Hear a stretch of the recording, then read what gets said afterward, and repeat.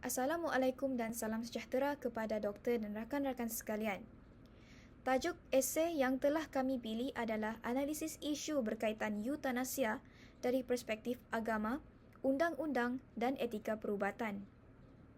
Isi kandungan merangkumi pendahuluan jenis-jenis eutanasia, perspektif agama mengenai eutanasia, perspektif undang-undang mengenai eutanasia, perspektif perubatan mengenai eutanasia dan penutup.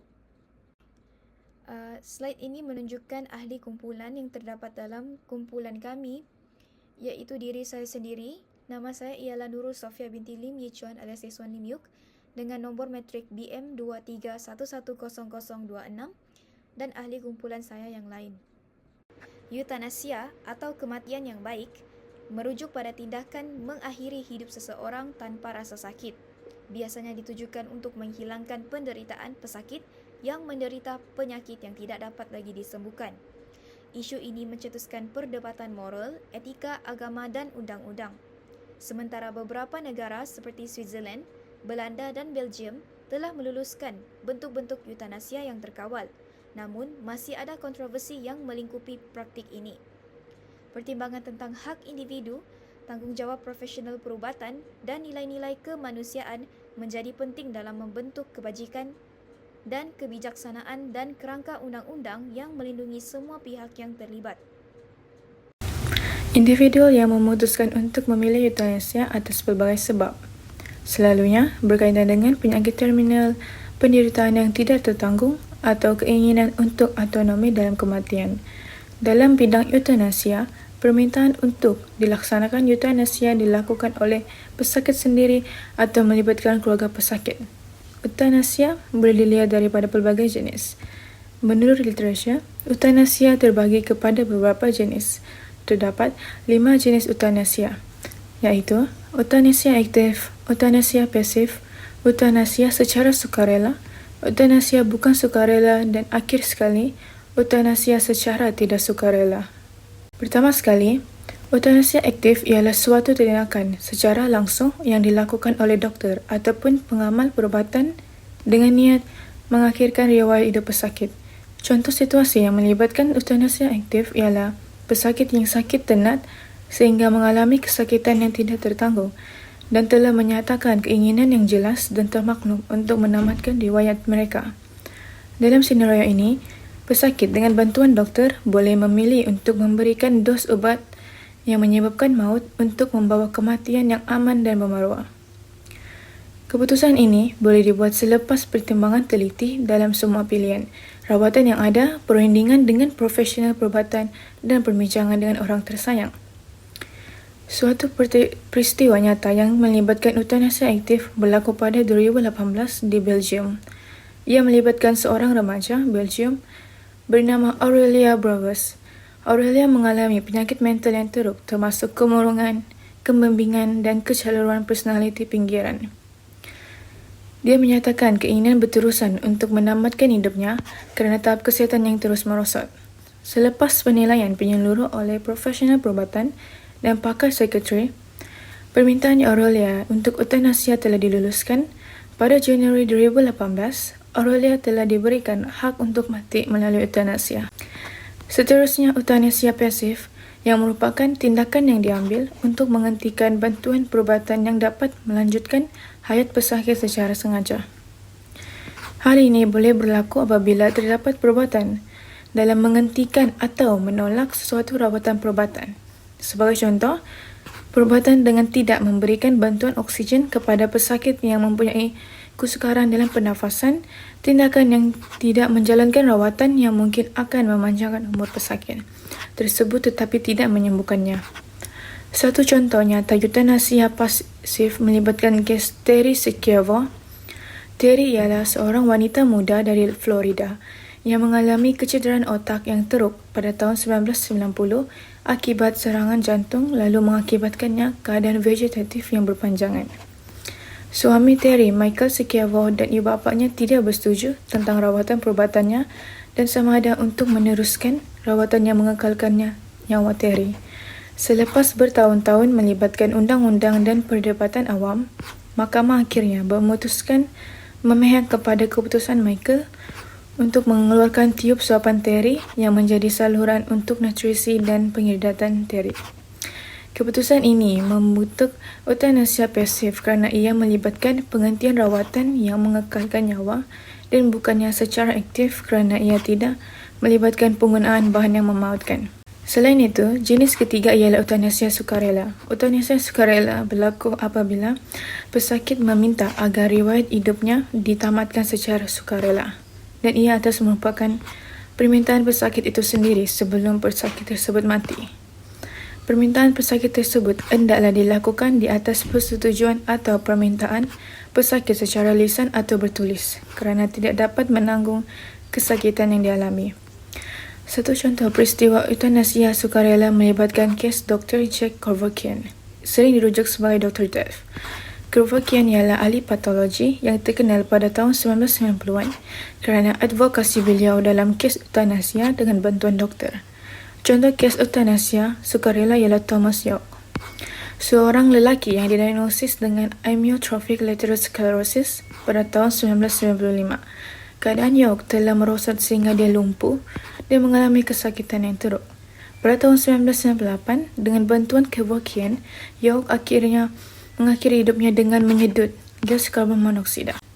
Di samping itu, eutanasia bukan sukarela. Ianya berlaku apabila seseorang itu tidak sedar semasa ingin membuat keputusan untuk dirinya sendiri dan berlaku campur tangan pihak ketiga, seperti keluarga individu tersebut yang ingin membuat keputusan bagi dirinya.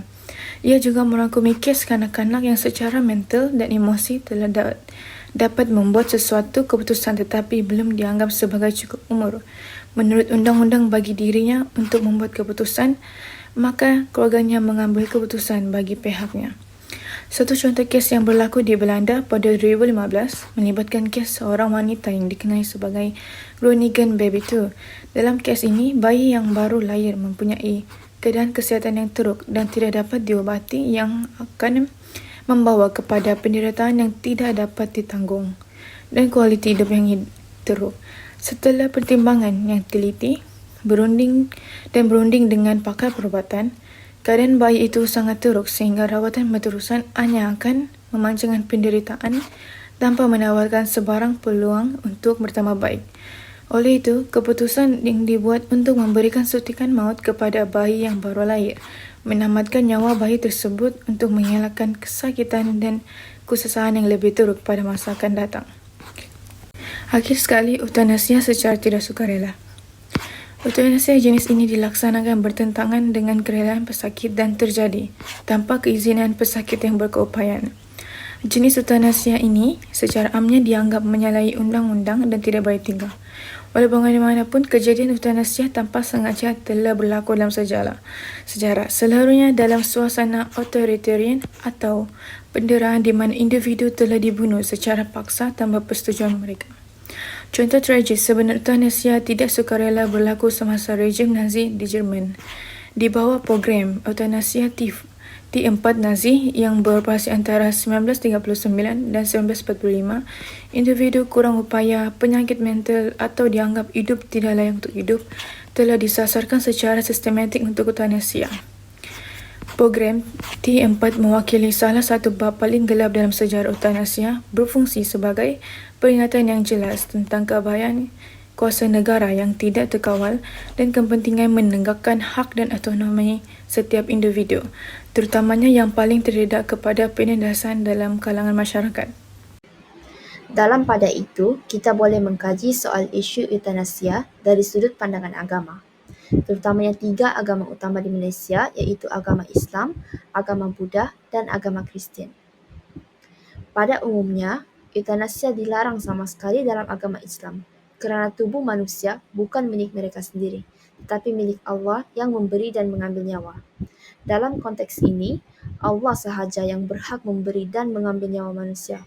Oleh itu, eutanasia dianggap sebagai jenayah dan dosa besar dalam Islam. Ini disokong oleh ayat dari Al-Quran dalam surah An-Nisa ayat 29 yang menyatakan, "Janganlah kamu membunuh dirimu, sesungguhnya Allah adalah Maha Penyayang kepadamu."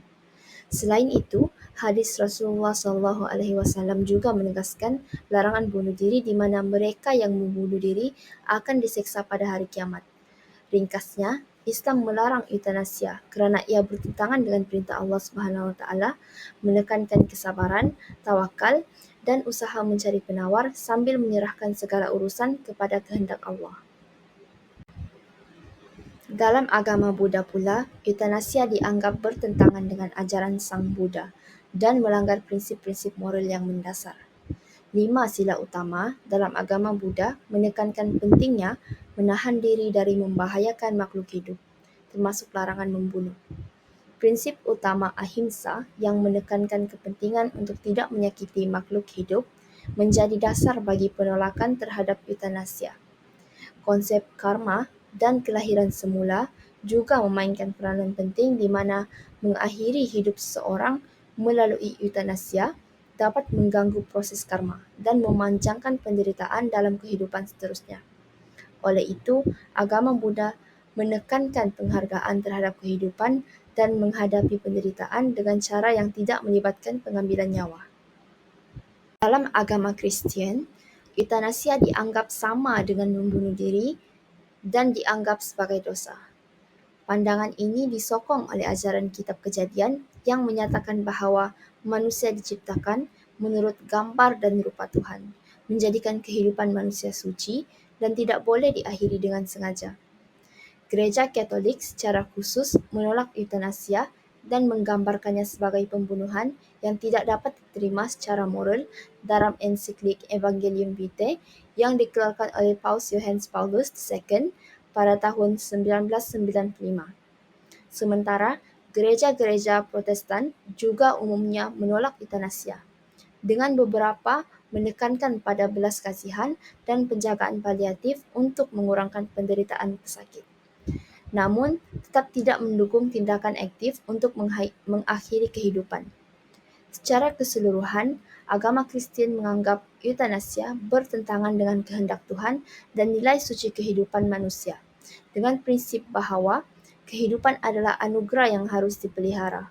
Walaupun penderitaan adalah sebahagian daripada pengalaman manusia, ia juga dianggap sebagai peluang untuk memperdalam iman dan ketabahan. Oleh itu, alternatif seperti penjagaan paliatif dianjurkan untuk memastikan pesakit menerima kasih sayang dan penjagaan yang mereka perlukan dalam menghadapi akhir hayat mereka. Beralih kepada perspektif undang-undang, isu mengenai perbuatan eutanasia sama ada dibenarkan atau tidak adalah berbeza mengikut negara. Di Malaysia, ia dapat dipertimbangkan berdasarkan peruntukan di bawah kanun keseksaan. Dalam konteks ini, kanun keseksaan boleh dirujuk bagi hal melibatkan nyawa individu. Peruntukan ini menjadikan tindakan membunuh atau cubaan membunuh sebagai suatu kesalahan. Sebagai tamsil, Seksyen 300, apabila seorang doktor dengan niat mematikan seseorang dengan salah, maka beliau boleh disabitkan. Seksyen 306, sekiranya seseorang doktor membantu pesakit terminal menamatkan hayat mereka, berkemungkinan juga boleh dikenakan tindakan di bawah seksyen ini, yaitu menyubahati kesalahan membunuh diri. Manakala Seksyen 309, sesiapa yang cuba membunuh diri hendaklah diseksa dengan penjara selama tempoh yang boleh sampai setahun, atau dengan denda, atau dengan kedua-duanya. Seksyen ini boleh dikaitkan dalam kes eutanasia kerana perbuatan tersebut bersamaan dengan perbuatan membunuh diri. Hakikatnya, walaupun kanun keseksaan tidak menyebut istilah eutanasia, tetapi perbuatan eutanasia itu sendiri merujuk suatu tindakan menamatkan hayat atau perbuatan mematikan seseorang individu. Apa itu common law? Common law merupakan undang-undang tidak bertulis dan konsepnya adalah duluan mengikat yang didapati daripada keputusan-keputusan mahkamah terhadap kes-kes yang terdahulu. Ia masih digunakan oleh negara-negara terutamanya yang mempunyai sejarah penjajahan Empire British dahulu kala. Dalam konteks undang-undang, common law ialah keputusan mahkamah yang dahulu diambil sebagai petunjuk dalam memutuskan kes yang kemudian. Secara amnya, sekiranya fakta adalah sama, maka keputusan kes yang dahulu akan mengikat mahkamah untuk membuat keputusan dalam kes baharu. Berdasarkan artikel Australia Human Rights Commission 2016 yang bertajuk Eutanasia, Human Rights and the Law Issues paper, menyatakan bahawa Undang-Undang Common Law mengatur hubungan di antara doktor dengan pesakit dan pemberian rawatan perubatan secara umum. Hal ini bermaksud doktor yang melakukan eutanasia aktif yang menyebabkan kematian pesakit boleh didakwa di bawah kesalahan membunuh kerana kes-kes common law melindungi hubungan di antara doktor dan pesakit. Terusnya, eutanasia di Eropah. Secara umumnya di Eropah, eutanasia hanya dibenarkan di 3 buah negara, iaitu Belgium, Belanda, dan Luxembourg. Eutanasia hanya dibenarkan jika seseorang menderita penyakit yang tidak dapat disembuhkan lagi. Pesakit juga harus secara sedar dalam mengajukan permintaannya dan mengulangi keinginannya untuk pelaksanaan eutanasia bagi memastikan eutanasia yang dijalankan merupakan keinginan dirinya sendiri. Jika dilihat dari segi undang-undang eutanasia di negara Belanda, undang-undang tersebut telah dibenarkan sejak 1 April 2002 lagi. Hal ini membuatkan Belanda menjadi negara pertama di dunia yang membenarkan amalan eutanasia dijalankan. Dalam konteks ini, pesakit yang mengalami sakit terminal dan tidak dapat disembuhkan akan diberikan hak untuk mengakhiri penderitaannya melalui eutanasia. Eutanasia di Belanda adalah di bawah peruntukan Termination of Life on Request and Assisted Suicide Review Procedures Act 2002 yang diluluskan pada tahun 2001 dan berkuat kuasa pada tahun 2002. Dalam peruntukan ini, dinyatakan bahawa seorang doktor tidak boleh dihukum sekiranya dia bertindak mengikut kriteria penjagaan yang sewajarnya.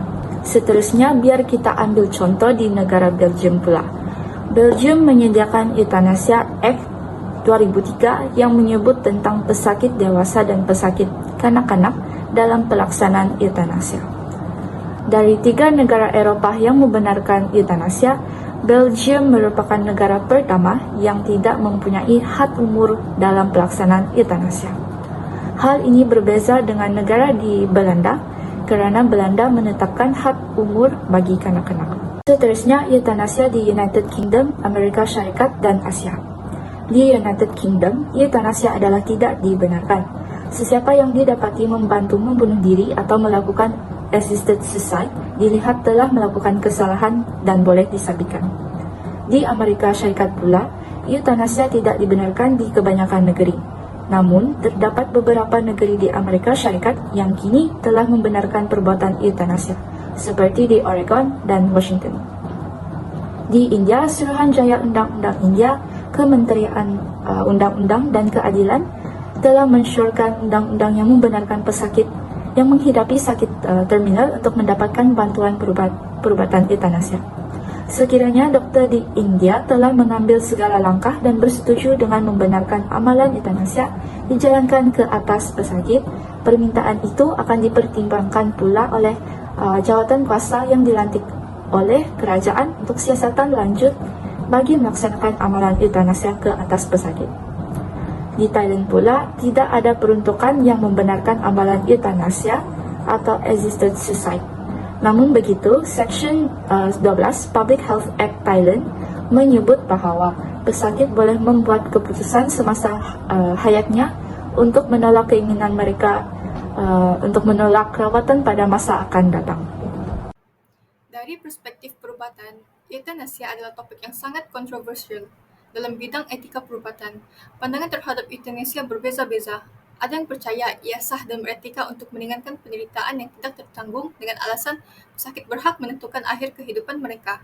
Sebaliknya, ada yang menentang eutanasia kerana menganggapnya sebagai pembunuhan dan bertentangan dengan prinsip etika perubatan yang menekankan kewajipan doktor untuk merawat dan menyembuhkan pesakit.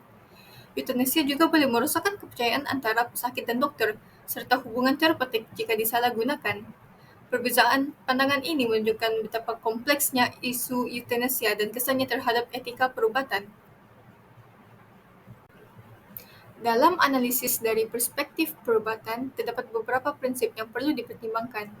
Prinsip-prinsip yang dimaksudkan ini ialah prinsip-prinsip yang melibatkan 4 prinsip etika perubatan yang dibangunkan oleh Beauchamp dan Childress. Prinsip yang pertama ialah prinsip autonomi, iaitu menghormati hak pesakit untuk membuat keputusan mengenai penjagaan kesihatan mereka sendiri, termasuk keputusan untuk mengakhiri hidup mereka.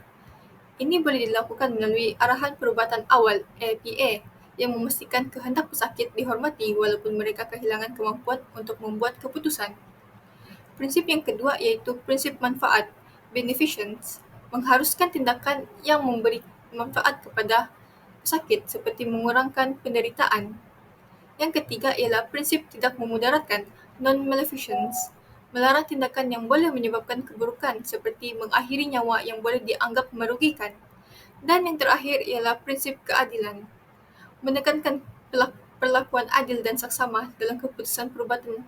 Ini termasuk memastikan semua individu mempunyai akses yang sama kepada maklumat dan perkhidmatan berkaitan eutanasia tanpa mengira latar belakang sosial, ekonomi ataupun etnik individu. Intihannya, eutanasia adalah isu kontroversial yang melibatkan pertimbangan moral, etika, undang-undang, dan agama. Walaupun beberapa negara membenarkannya dan beberapa negara justru melarangnya, tetapi tidaklah disamakan dengan pembunuhan. Di Malaysia, isu ini masih kurang difahami dan negara perlu membentuk kerangka kerja undang-undang yang sistematik. Eutanasia membawa dilema etika bagi doktor dan mempunyai potensi penyalahgunaan. Walaupun ia boleh meringankan penderitaan pesakit yang menghidap penyakit yang terminal.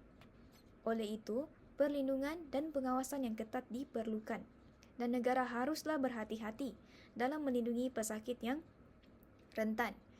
Profesi perubatan, pembuat undang-undang dan masyarakat perlulah bekerjasama untuk menangani cabaran eutanasia ini dengan berhati-hati.